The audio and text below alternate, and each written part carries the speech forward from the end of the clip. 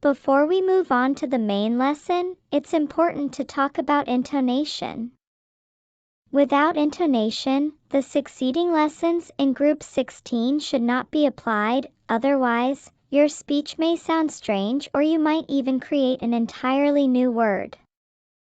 This makes intonation a crucial part of speaking naturally. Listen to yourself when you read or speak. Check if you have intonation.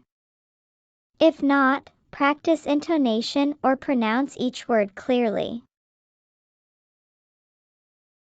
So what is intonation? Intonation is the rise and fall of your voice. You can hear this clearly when native speakers talk, and your own language almost certainly has intonation too. When using intonation in English, stress content words, nouns, adjectives, action verbs, adverbs, and negations.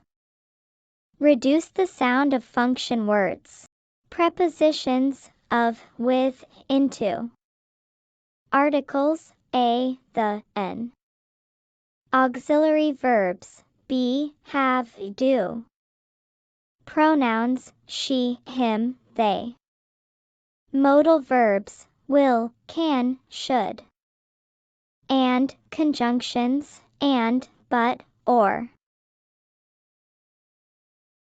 Let's look at one example.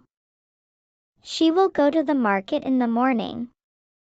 She will go to the market in the morning. Stressed words.